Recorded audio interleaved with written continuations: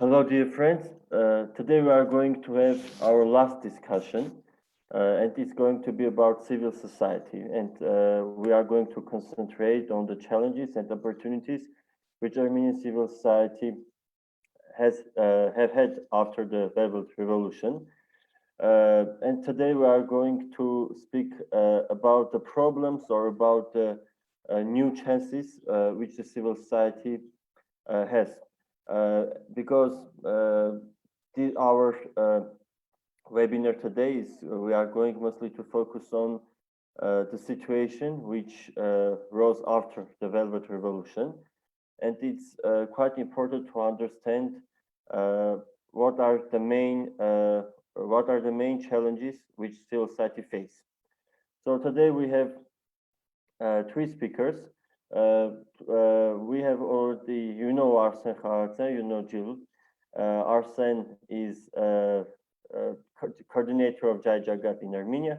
Arsen is also editor-in-chief of Alik Media in Georgia, and one of the organizers of this series of webinars. And Jill, she is the main responsible of Jagat initiative. You have seen her quite often. Even I have received many calls, and a lot of my friends tell that they see Jill quite often on Facebook, and now they know Jill quite well.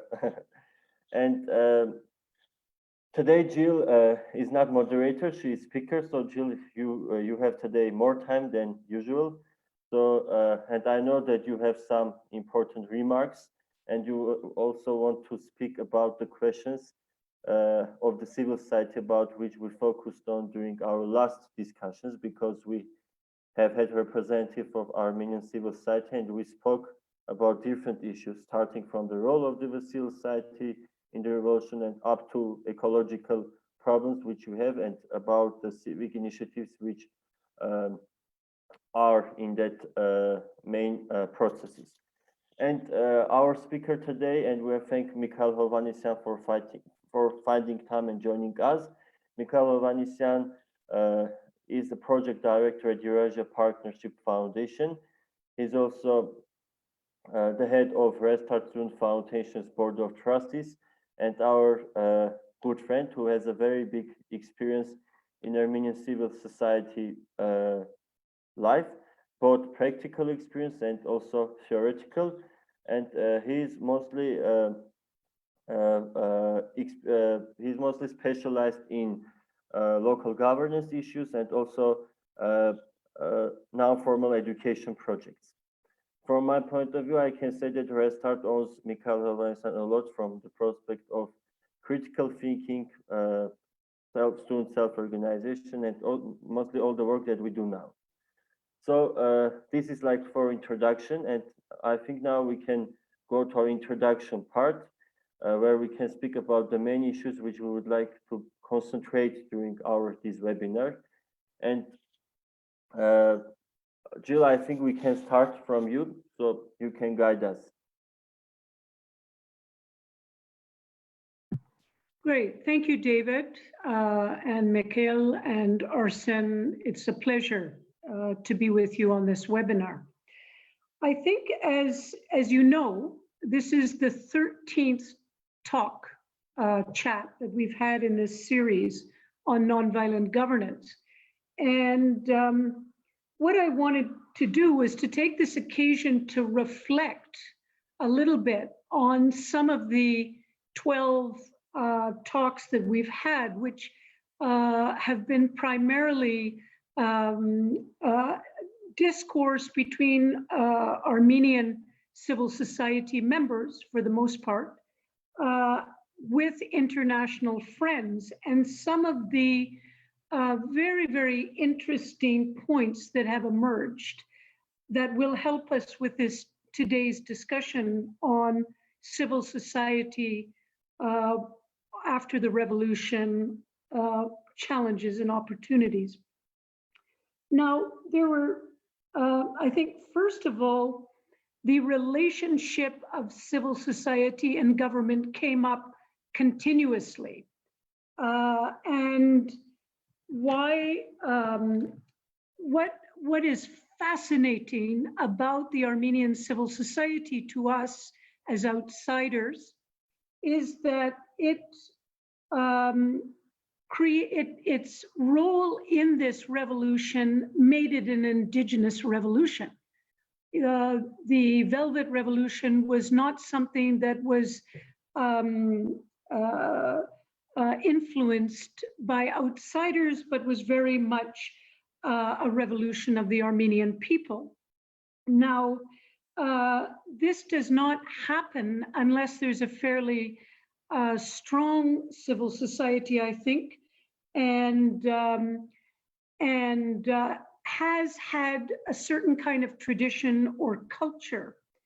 So the point that was made was that, look, the civil society in Armenia are not just a group of NGOs who came up after independence, but they're an aspect of the society that predates the Soviet period. It goes back to the 19th century, where the interactions among communities, which was part of the civil society at that time, created a fabric, if you will, a kind of culture which over the years changed its character but continued. So I believe, Mikhail, it was your colleague Bela who drew our attention to how the genocide and the diaspora led to groups of people to be formed to continue a civil society with philanthropy and cultural groups and sports groups. And later, both in the Soviet and post-Soviet period, it continued. So this was fascinating to see the tradition of the civil society in Armenia. I think the second very interesting aspect of the relationship of civil society to government that was mentioned was how there were waves of movements that came up and down from the 1980s. I think this was Arpine Galfayan, who spoke about how there was really a movement building that predated, in fact, was still there in the late Soviet period, that helped to create a base of engagement. Of course, she works in the environmental movement, and but she showed how these different movements, whether environment, women, and other human rights movements, how they really created a civil society that led to the potential of a velvet revolution occurring, which we found extremely interesting.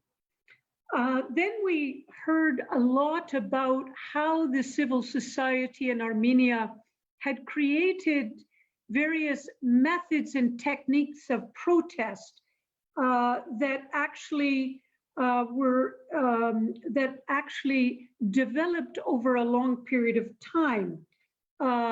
We were given the understanding that in 2005, people were beginning to question whether electoral politics was adequate in representing people's viewpoints, or whether movements would be needed.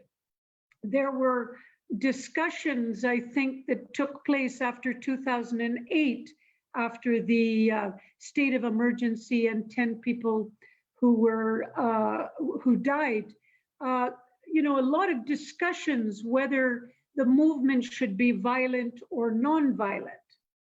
I think we were fascinated also by hearing from some of the youth, like Restart, for instance, of which David himself was present in the discussion, about how it was so important for the youth mobilization that made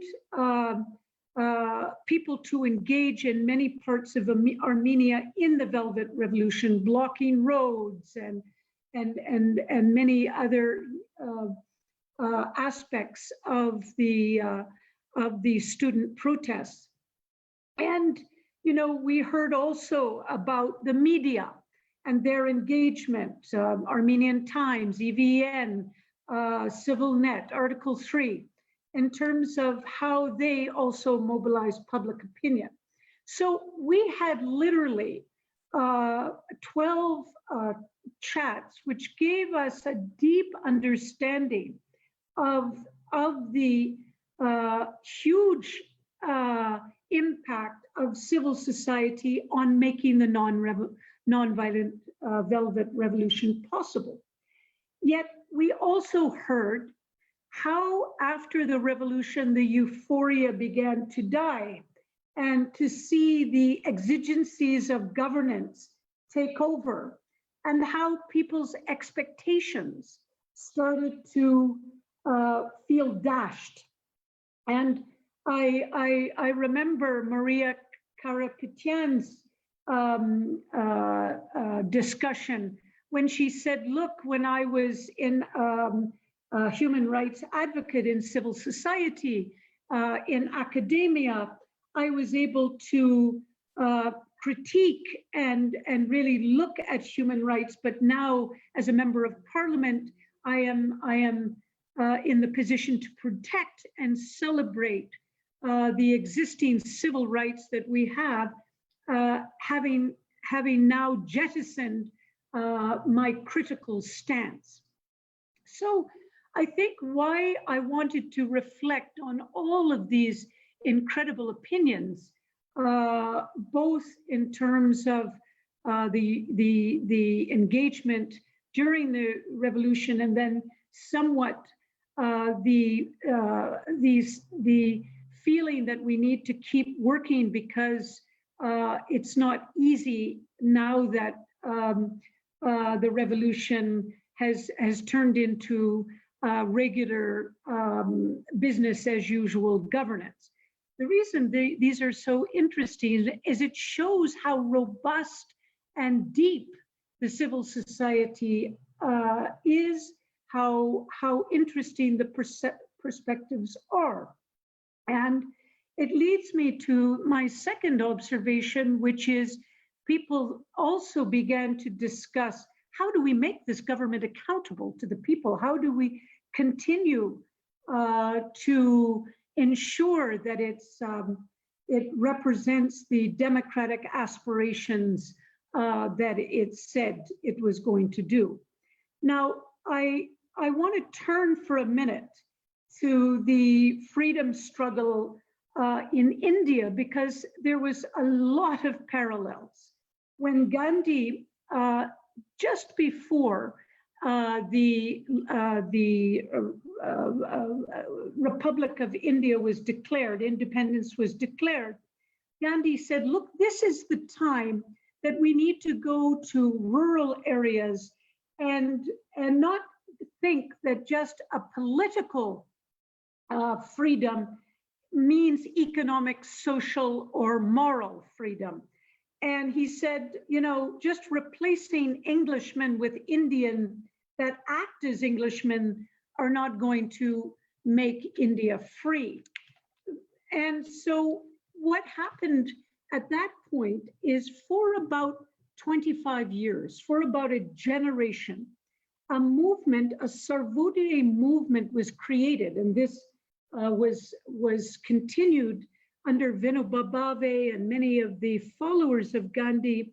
Is they set up in rural areas education, alternative education, not just the education of the cities where the freedom struggle continued under Nehru, and followed more of at that time a Soviet kind of agenda. So they practiced a different kind of education, worked on village industries, got people totally engaged in rural areas, had hundreds and thousands of workers. And these were all, this was civic activism. This was not just now a state with its various mechanisms, but it was a whole Sarvodaya movement based on civic activism that ran the country in rural India for 25 years. It did start to break down at the time of globalization in the mid-1980s. Now, the reason that I wanted to mention this is that people spoke, a lot about the educational system. And I want to reflect on the 1 month that we walked in our march in southern and central Armenia, in Sunik region, in Vayazur region, in Ararat region, where we saw an educational system that was being rebuilt to basically get lined up to the democratic values that the Velvet Revolution came in to defend. And, this, of course, is an amazing thing to see. This whole, the 17 schools that we stopped, met teachers, principals, students, to see how they were struggling to reform the educational system and bring it in line with some of the principles. We also spoke to so many NGOs during our trip and began to understand how the social justice, human rights were being strengthened. So what making a government accountable and engaging large numbers of people in all over Armenia is indeed a challenge. And I think the main challenge that I want to draw attention to is that one has to go beyond the middle class, urban-based elites and really engage people of all kinds. Even they may come from traditional communities and not be favoring some of the modern values of a new government, a new Armenia. So one of the, I'm going to end soon, but I think one of the very interesting comments that I got from a young Armenian while we were traveling is he said, we have done so much to help with this revolution, but now it's time to come to work with communities in rural areas and understand their aspirations so that we can begin to make a change along with them. And I think that this is one of the reasons why we wanted to have this these discussions, because we wanted to figure out if, in fact, these parallels with India had any meaning, and whether, in fact, mobilizing through non-formal education, engaging communities, helping to organize, build from below is an important priority after the nonviolent revolution for the civil society here. I just want to end really by saying that what we have learned in India in civil activism, in civic activism, is that unless you have an alternative vision, unless you get ahead of the government and are not just reactive to their policies and programs, you cannot do an advocacy that will be sustainable, that will mobilize people around a vision. Effectively mobilizing people to benefit from government services is a very limited civic activism. And I think what I have learned through my own work in India primarily has been that we need to create and build movements and organize people in such a way that they can engage in advocacy for alternative policies and pressure the state in a direction that forces the government to be accountable. So in many ways, I've heard a number of people speak about that kind of civic activism. And I wonder in this discussion that we have today, whether that is a direction that we need to build in Armenia today. So that I leave it at that. And thank you very much for bearing with my reflection, my parallels to India, and raising the question of the direction of civic activism in making the government of Armenia accountable.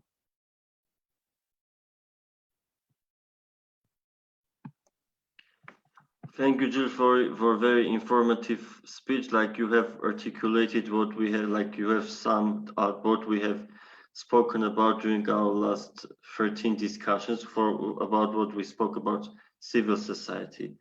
I think you have also provided us with the ground on which we can focus on, continue. I would like Arsen to continue, Jill, or maybe we can only concentrate on the main attributes of the civil society after the revolution. What challenges we have now, especially as we know, Arsen, you have been very active for this maybe 2 weeks, especially today and yesterday, and these are also topics connected with the role of civil society in Armenia and about new agendas, as Jill has already mentioned. If we want to be active, we must be proactive, not reactive, and to have our own agenda and not to just react what there is already now, especially if we are not very satisfied what we have. Well, thank you, Jill. Thank you, David. Thank you for this opportunity again, and welcome everyone. Mikhail, thank you for being today with us as well, and everyone else who is joining us online. There was quite a thorough presentation by Jill on what has been happening on this Jagat series, and some very important and interesting quotes on or with regards to the already discussed topics and the challenges maybe of the civil society and the changing roles of different people who had to move from civil society to state governance. I'm not sure if the parallels between the situation of the post-Gandhi revolution India quite fits the context we are in. Hence, I won't go deeply into this topic. I just simply can't, considering also the differences of the time. I mean, we're talking 21st century, we're talking the digital era, we're talking, which doesn't mean that there shouldn't be or there aren't. I cannot quite link those. However, I'm always for going back to the rural areas and working in the local communities. And I think that's a key challenge that all of us have. Generally, big cities, metropolitan areas are growing rapidly all over the world. At different scales, and Armenia, of course, is not an exception.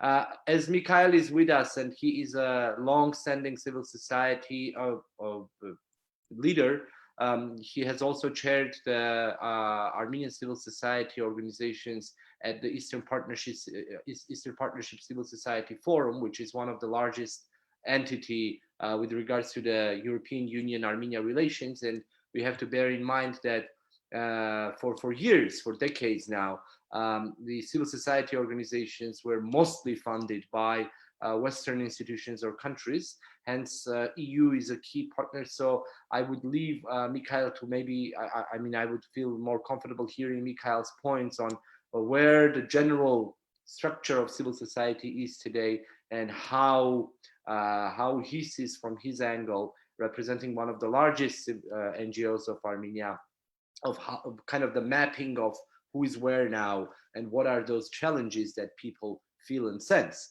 What I will do very quickly and then maybe pass the word to Mikhail is is how it's different to a degree, because the comparisons often here after the Armenian Revolution is with the other revolutions in the former Soviet space, compared, for example, to Georgia's revolution of 2003 and 4, where many of the NGOs or many of the civil society members directly went to governing.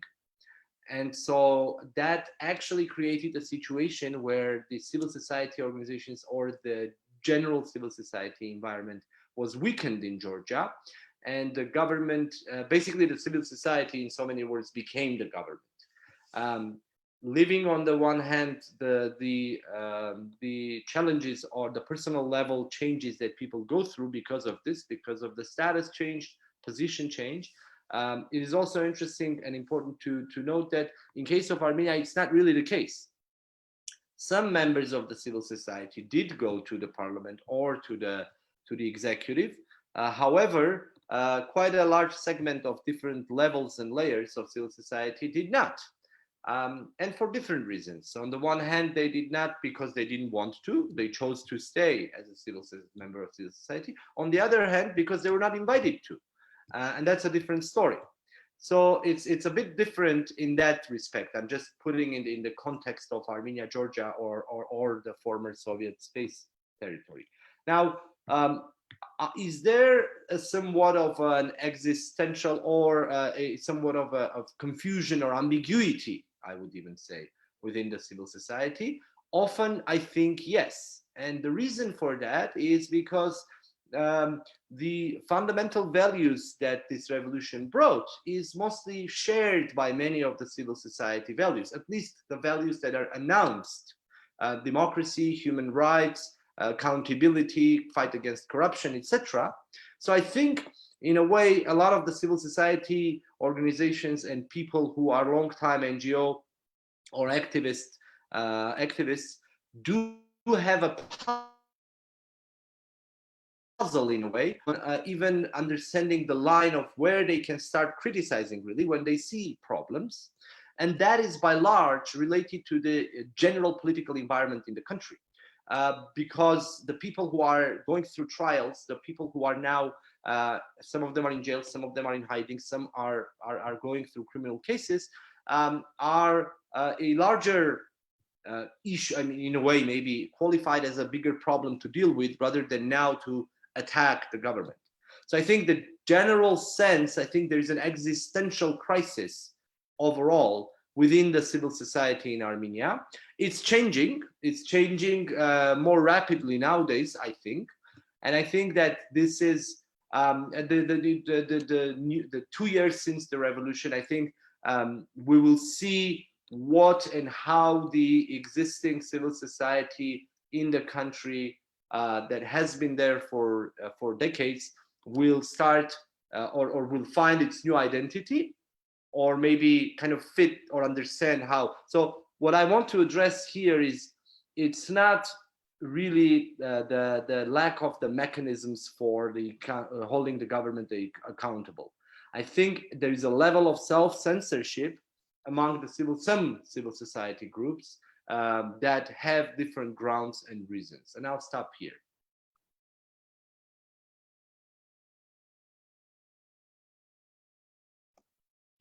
Mr. Rovanisan, maybe you can, we have time. Okay, well, thank you very much for this invitation. Actually, it's seeing the faces on the screen. It's more of a friendly conversation rather than a webinar. So I feel very much comfortable in discussing these issues in this with this wonderful group of people. And also thank you very much for the introduction. And I hope that my comments about where we were before the revolution, where we stand now in terms of civil society, will be useful, a useful contribution to this conversation. Well, obviously there are different components that I would like to touch upon, but first and foremost, I would like to start from where the civil society of Armenia was and what were the main functions of the civil society before the revolution, and what kind of reflection started after the revolution, and actually continues up till today. I to some extent agree with Arsen on that we are now reflecting, rethinking our place and role, and the diversity of tools that we can and should use in these circumstances. So obviously before the revolution, in the conditions of undemocratic authoritarian regime, in conditions where there was an enormous gap between the society and the decision makers, and the decision makers were basically limited by a small group of political and economic wealth owners, let's say power owners. Obviously, the arsenal of instruments of the civil society was quite limited, in a sense that the tools of influencing the decisions made on the policy level, for example, were often simply for registration. They were not. They were being used. Often, people using them knew that it is not going to work out, but they used these tools simply because they couldn't do any other way. So basically, when we're talking about, for example, policy advocacy before the revolution, it was often the rare cases where it was useful, where it was effective, was when it was connected to a particular political process. In other cases, it was usually ignored by the decision makers. It was usually not taken into account, and or it was usually manipulated by the decision makers. So many civil society actors, including both formal and non-formal, and I will later on will also try to discuss the issue of what we understand when we speak about the civil society, who are the civil society actors, what is the typology of the civil society. This problematic issues with the advocacy efforts and the efforts of communication with the former government resulted in a situation when often many civil society actors simply did not want to deal and affiliate with the decision makers. They isolated themselves and tried to construct their area of activity in a way that there are as little as possible necessities to cooperate with the government.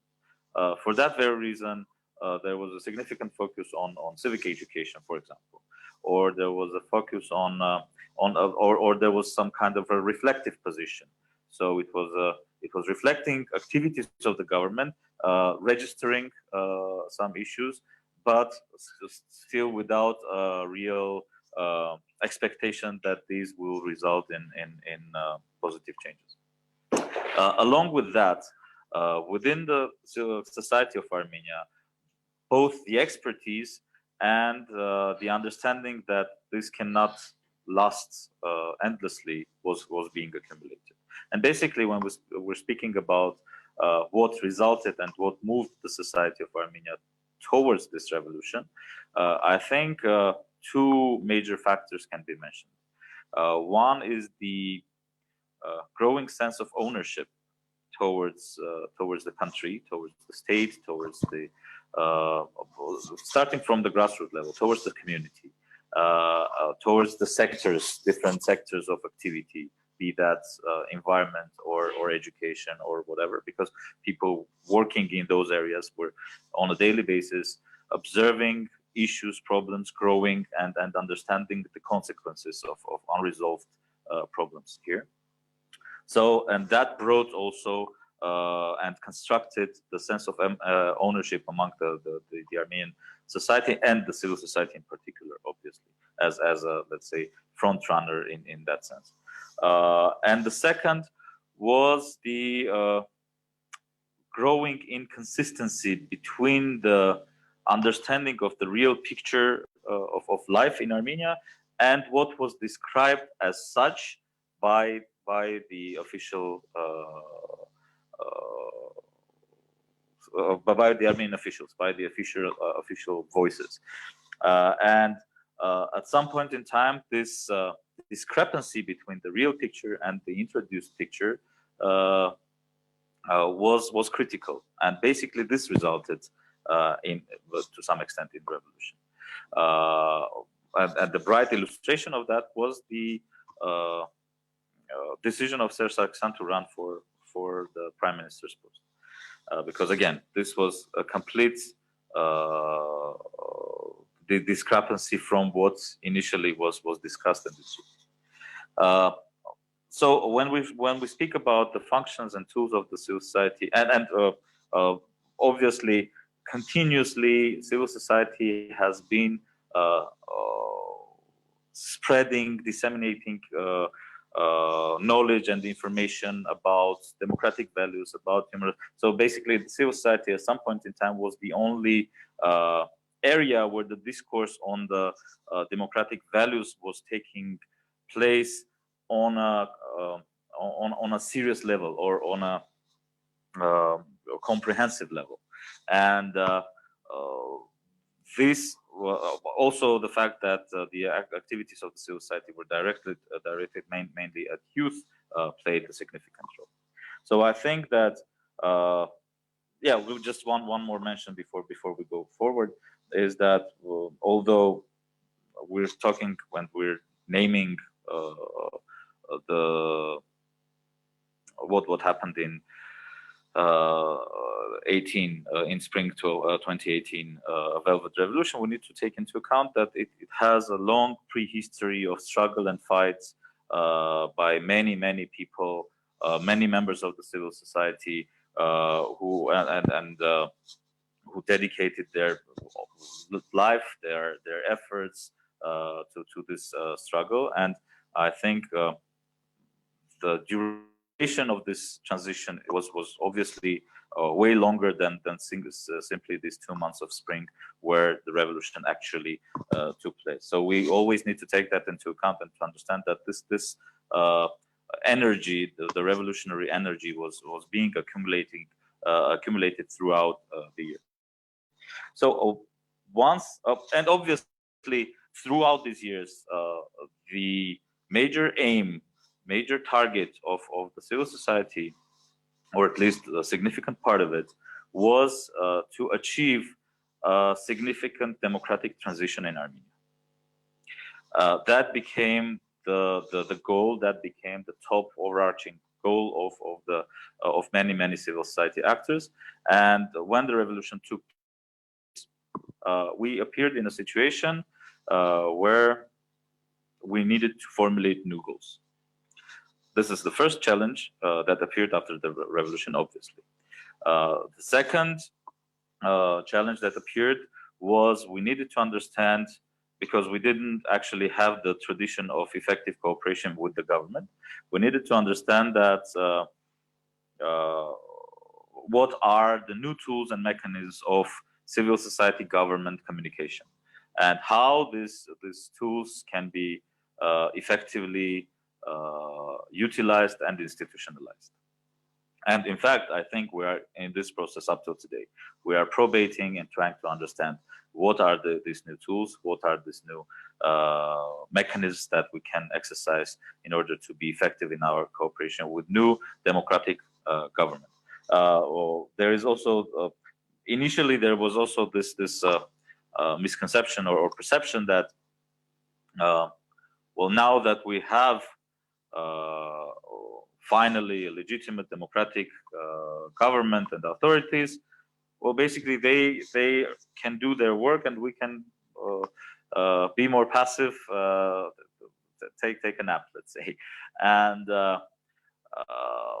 this was to some extent logical, because again, we needed a stop to reflect and to understand what is going on. And also we appeared in some kind of not only civil society, but also those who ended up being elected in the parliament or started to work in the executive. We appeared in quite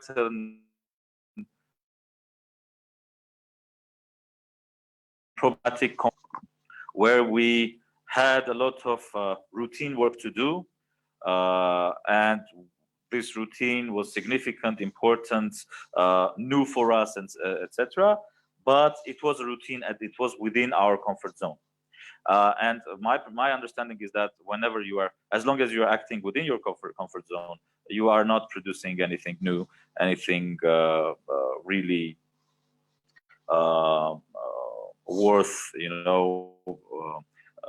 being circulated and being used. So I think what we need to do now, and now I'll come to the challenges of the civil society 2 years after the revolution. I think what we need to do now, we need to work in multiple directions, and I'll try to classify them to some extent.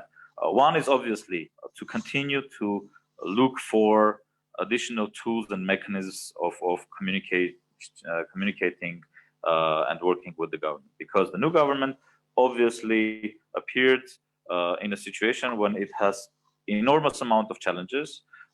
Obviously, it has limited capacities, limited experience, limited human, financial, and other resources. If the government is not understanding that it has one major significant resource, which is the social capital, it's that the revolution, in fact. And as long as it didn't lose that social capital, it must effectively utilize this capital in order to be effective in reform implementation, primarily in order to be effective in understanding what are the major priorities.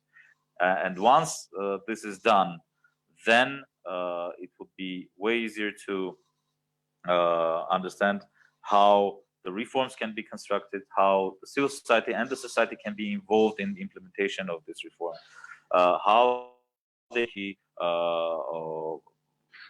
the participation can be rethought, because Armenia is and small societies in general are situation in terms of having the leverage of participatory democracy with a low cost, let's say, because when you have a small society, when the horizontal connections are very strong, you can afford effective participatory democracy with no significant expenses or effort, which creates enormous opportunities for fast and productive movement forward, development. So if now I think the major role of the civil society here is to basically become the driving force of this process, become the force, the actor that would voice out various priorities, various new opportunities, various new solutions.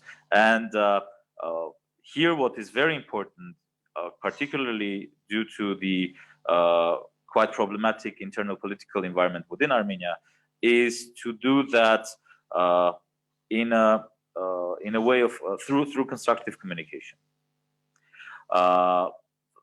Here, obviously, when we're talking about constructive communication, the role of the government is almost as important as the role of the civil society here, because you need to have a peer that has the same perception about the necessity of this communication.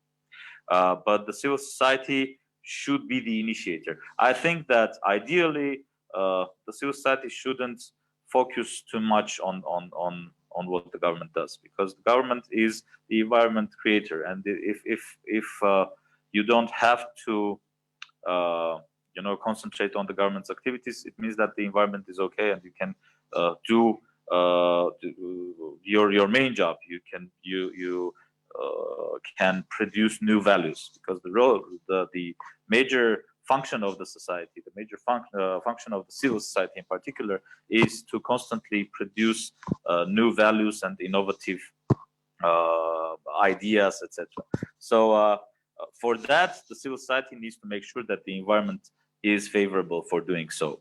For that, the civil society and the society at large need to make sure that government as a machine, as a mechanism, is functioning effectively.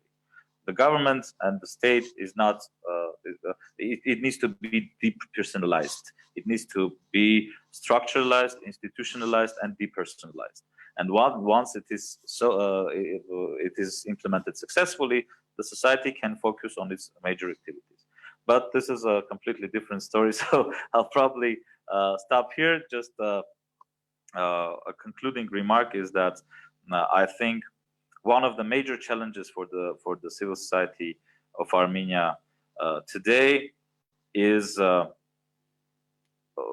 fact that whatever is being done after the revolution still is often being done for the first time. For the first time after the revolution, a civil society organization is criticizing, for example, someone from the government, which creates some new precedents after the revolution. For the first time after the revolution, something else is happening. A decision is made by the government without proper communication with the civil society for the first time. And this, for the first times, if there are negative precedents, they are reducing the opportunities of the constructive communication. If there are positive precedents, then they are increasing the opportunities of the constructive communication. So basically what we need to focus on is to produce as much as possible positive precedents of this constructive communication. Thank you very much for your attention.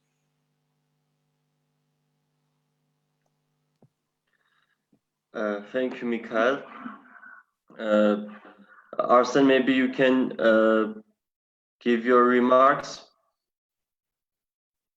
I wouldn't call them remarks. I want to welcome all of the good friends that are following us, and some of the groups are writing to us, like Garantia and other things. I wanted to make this very clear because some people are already writing and asking questions.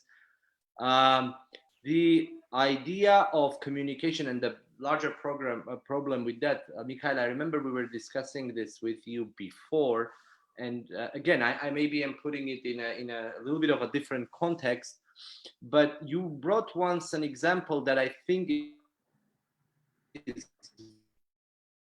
society in Armenia was ahead of the government in many ways. And then there was a point, and it was actually, I think we were discussing this within the framework of Georgian Armenian comparisons, and you were saying that in case of Georgia, the government is leading and the civil society kind of stays behind. I mean, at different times it's different, of course. Where are we now in that sense, Mikhail? Not leading the formulation.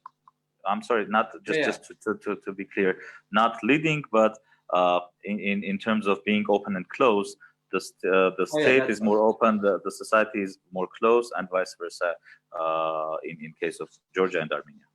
Yeah. Open and closed. These are exactly. Apologies for the error. Anyways, where are we in the? I mean, if we can generalize it, and it's very different because everything, both the government and the civil society, have different segments and layers, obviously. But if we can generally kind of touch upon this, would you say where is the avant-garde of Armenia now? Is it in the government? Is it in the civil society? Is it somewhere else? Or is there anything called avant-garde? Can we, I mean, it's because it's interesting and important for me to understand that you touched upon a lot of issues, including, I was making some notes here, and I can't quite agree with, I mean, with the idea of the civil society not being able or not following what the government does, kind of has to produce its own agenda. Is this because the civil society should basically lose the hopes of having a formal or an effective communication channels with the existing government? And is there a role that, I don't know, a third party or we ourselves can play in? Or did I understand something wrong? Okay, so this was several questions, so I'll try to go in a row. I think when we're speaking about avant-garde, I don't think that it's in any particular segment. I think it is a layer of people in all segments that are communicating with each other. I think that is the avant-garde. It's not the civil society, it's not the government, it's not the business sector, it's not the academia, but it is a group of people who are in all these segments and are communicating with each other constructively in order to understand what needs to be done. I think that's the avant-garde. We need to define that clearly. So it's not a vertical but a horizontal layer, in my opinion. As for the, I'm not saying that the society should lose its hopes. No, absolutely not. I think what we need to take into account is that historically we didn't have enough opportunities for effectively forming the tradition of state society cooperation. We didn't have that due to often absence of statehood, due to, for the past decades, due to the anti-democratic essence of the government. Before that, during the Soviet time, Tsar time, or Osman time, and other periods of time, due to the fact that we never had our authorities. So we now are in process of forming the tradition. So this tradition can be positive, constructive, effective, or it can be negative. It can be, it cannot result in any consensus. It cannot result in producing new values, etc., etc. So what we need to concentrate our efforts on, and again, by we, I'm saying not the civil society, not the government, no, I'm saying this layer of people, of cooperating people, is to form a positive tradition of cooperation. Because what we also need to take into account, for years, the former authorities were trying to design the whole system of governance in a way so that their political and economic needs are being served in the best possible way. So the major aim of the state, or the entire state apparatus, was to serve to the political and economic needs of one particular group. And the new authorities and the Armenian society after the revolution have inherited that absolutely deformed state apparatus.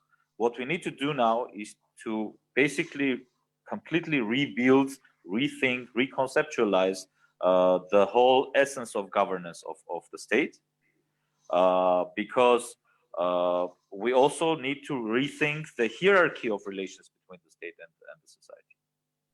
And this is basically the real reform agenda that we need to concentrate on. And here, and why is that necessary? Because if it is not being implemented properly, then a significant resource of the civil society will have to stay focused on the activities of the government, and will not be able to deal with much more long-lasting, much more long-term, much more strategic, much more important efforts of creating something new. The society is creating new, not the state. The state is the environment where that something new is being created.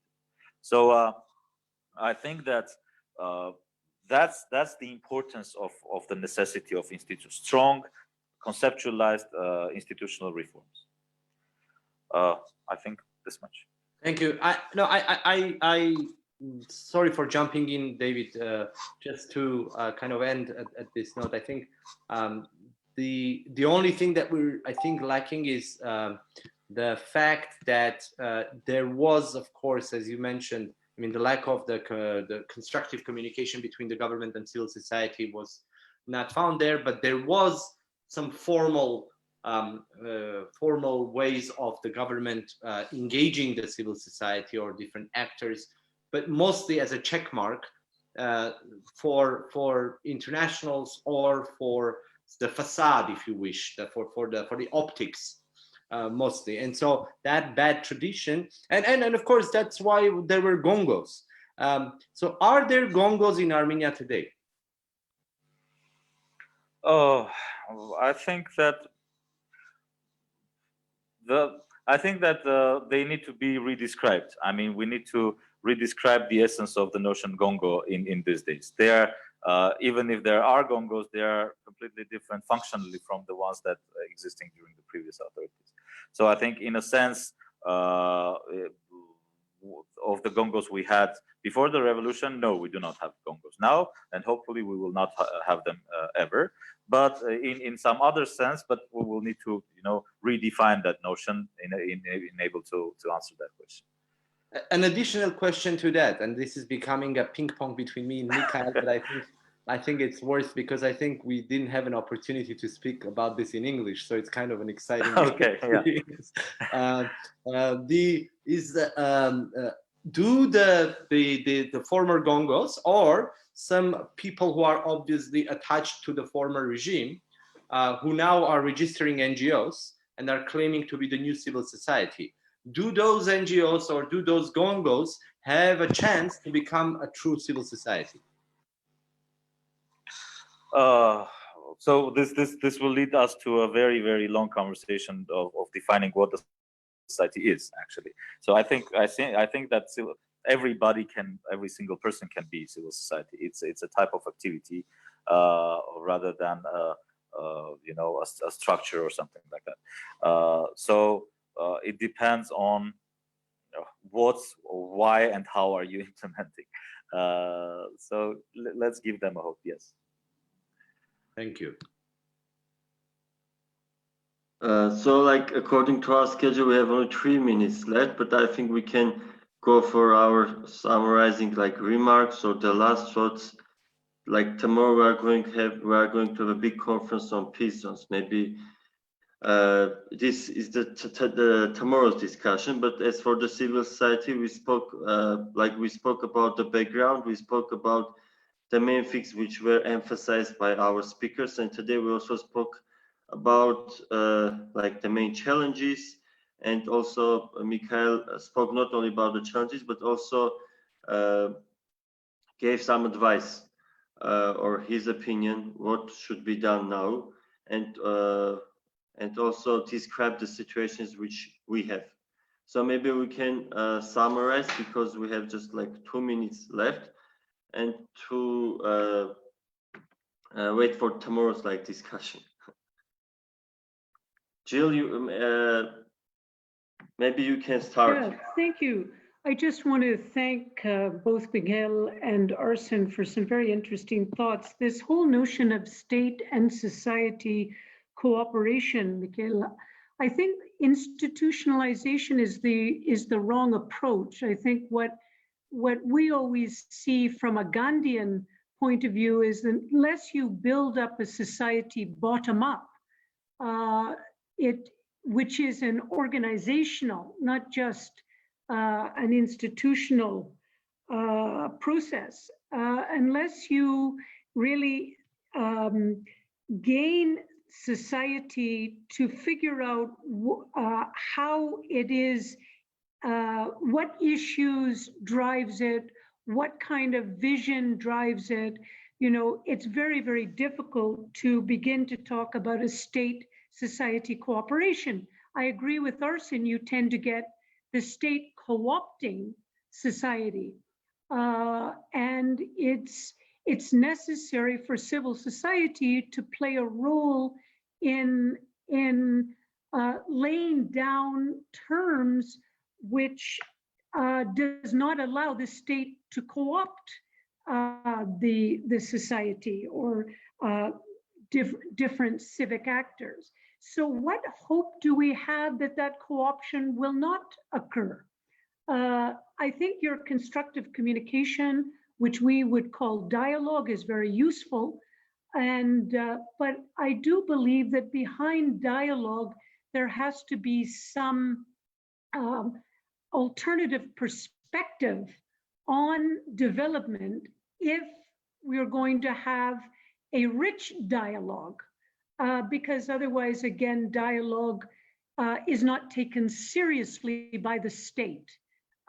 So these remarks I just wanted to leave you with, that how do we ensure we don't have state co-option? How do we ensure that dialogue will be serious and not be something that is just cosmetic? But thank you very, very much for raising these issues.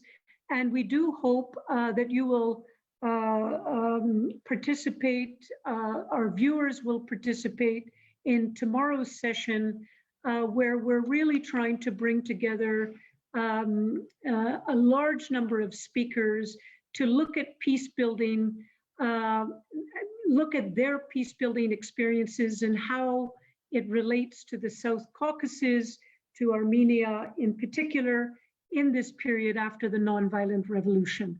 So thank you for giving me this opportunity, David.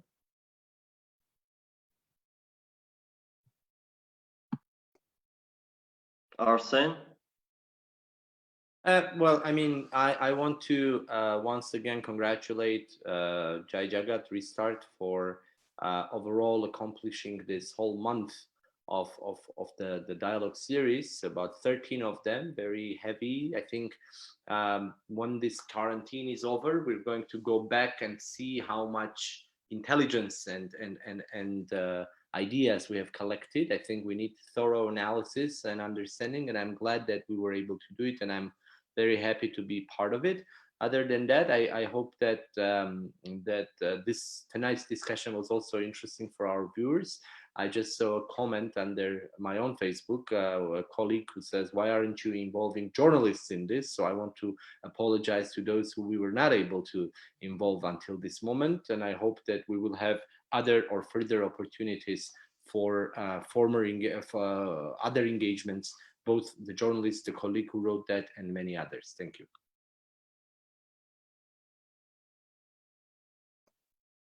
Mikhail?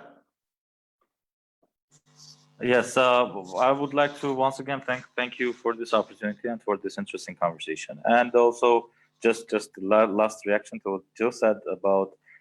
I think that I used the term constructive communication as something a bit wider than simply a dialogue, because it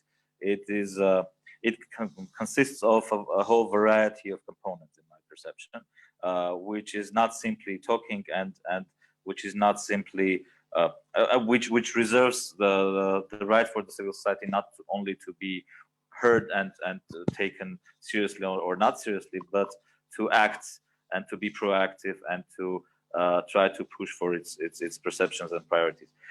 So this is something I wanted to mention, and I also wanted to wish you good luck for your tomorrow's event. That I'm sure that it will be very interesting and productive. Thank you very much. And I also want to thank our speakers for very interesting, productive, and very informative discussion.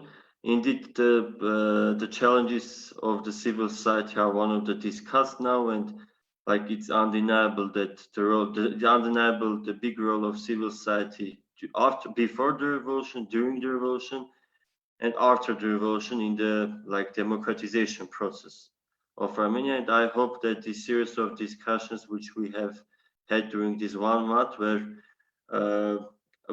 saved as a platform for a lot of people, not only to speak about the problems which they face during their work, but also to speak about the opportunities. We managed to engage both people from civil society, also from National Assembly, from the government of Armenia, and also we managed to invite speakers, and to mostly due to Jill. We also have international community starting from Australia, Europe, United States, Latin America, and I agree with Arsen. We should analyze the information which we had and to do some comparisons. And of course, yes, we were speaking about this during our discussion about the environmental issues. A lot of people met each other, people who do work in the same field, and there was an idea of even thinking about a platform for organizations, for the people who work in the same field. And so, and for our auditory, for our attendees tomorrow, we are going to have our conference. It cannot be called like our last webinar because its format, also its topic, and the number of people who are taking part in is bigger, wider. And we are going to speak about peace zones, which is a very actual topic. as Armenia has a similar situation. We are going to discuss situations similar to Armenian one, which can be compared to Armenian one, and it will be very useful. So thank you, our speakers. Hope to see you tomorrow. And as we used to say, Jai Jagat. Jai Jagat it is. Enjoy the rest of your evening. Thank you for joining us.